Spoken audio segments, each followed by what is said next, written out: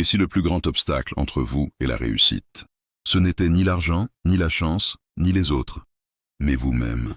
Et si votre ego sabotait silencieusement vos projets, vos relations et votre potentiel sans que vous ne vous en rendiez compte? Aujourd'hui, nous allons découvrir pourquoi l'ego est l'ennemi, et surtout, comment le dominer avant qu'il ne vous détruise.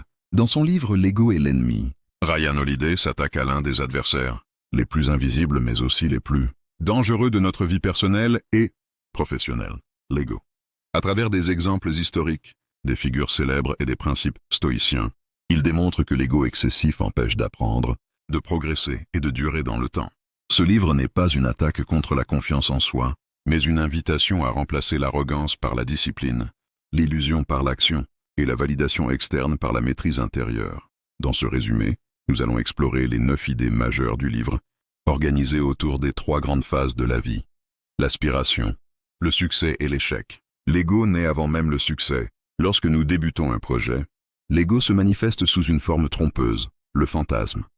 Nous nous voyons déjà réussir, être admirés, respectés, riches ou influents, sans avoir encore fait le travail nécessaire. Ryan Holiday explique que beaucoup de personnes échouent non pas par manque de talent, mais parce qu'elles confondent ambition et illusion. L'ego nous pousse à parler au lieu d'agir, à annoncer nos projets au lieu de les construire. Il nous fait croire que penser à la réussite équivaut à la réussite elle-même. À ce stade, le véritable danger est de tomber amoureux de l'image du succès, plutôt que du processus. Or, ceux qui réussissent vraiment sont souvent ceux qui travaillent dans l'ombre, sans reconnaissance immédiate, sans bruit, mais avec constance. Apprendre à rester étudiant, pas expert. L'ego déteste apprendre. Il préfère enseigner, corriger, montrer qu'il sait. Ryan Holiday insiste sur un principe fondamental. Tant que vous débutez, vous devez rester un étudiant. Celui qui croit tout savoir cesse de progresser. Les plus grands leaders, artistes et entrepreneurs ont un point commun, une humilité intellectuelle.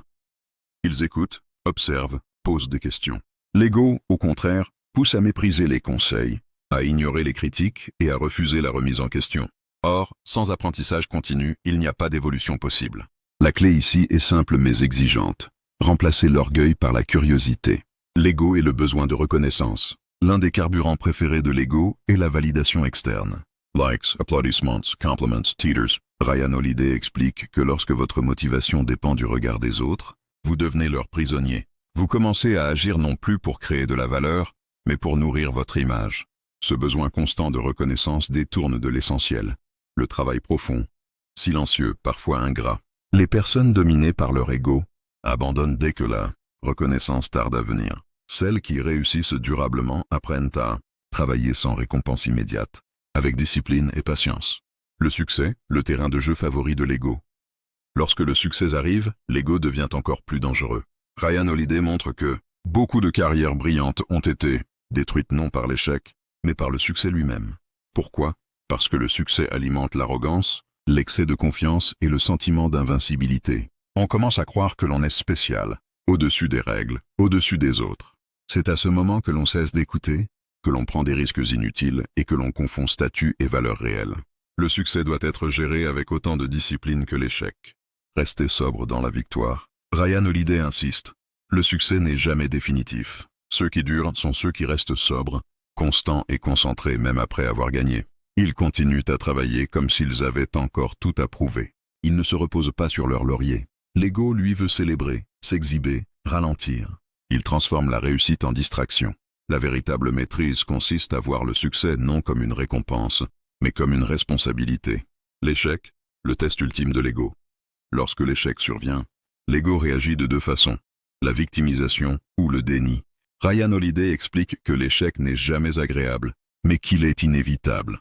La différence entre ceux qui s'effondrent et ceux qui renaissent réside dans leur capacité à mettre leur ego de côté. L'ego prend l'échec comme une attaque personnelle. La sagesse, elle, y voit une leçon. Chaque chute contient une information précieuse, à condition d'avoir l'humilité de l'accepter. Transformer l'échec en carburant. Les plus grandes réussites de l'histoire sont souvent nées d'un échec mal vécu, puis compris. Ryan Holiday montre que l'échec peut devenir un avantage, compétitif si vous l'utilisez pour corriger, ajuster et grandir. Cela exige de laisser tomber l'orgueil, d'admettre ses erreurs et de recommencer sans se justifier. L'ego veut sauver l'image. La sagesse veut sauver la mission. Le stoïcisme comme antidote à l'ego Le livre s'inspire fortement du stoïcisme, une philosophie qui enseigne la maîtrise de soi, l'acceptation et la lucidité. Les stoïciens rappellent que nous ne contrôlons pas les événements, seulement notre réaction. En maîtrisant l'ego, nous gagnons en clarté, en stabilité émotionnelle et en efficacité. Moins d'émotions excessives, plus d'actions concrètes. La vraie grandeur est silencieuse. La dernière leçon de Ryan Holiday est simple mais puissante. La vraie grandeur n'a pas besoin d'être affichée. Les personnes réellement accomplies n'ont rien à prouver. Elles travaillent, elles servent, elles construisent. Elles savent que l'ego est un ennemi permanent, jamais totalement vaincu mais toujours surveillé. La réussite durable appartient à ceux qui choisissent la maîtrise intérieure plutôt que la gloire extérieure. Si l'ego est l'ennemi, alors la discipline, l'humilité et l'action silencieuse sont nos meilleures armes. Mais une question demeure.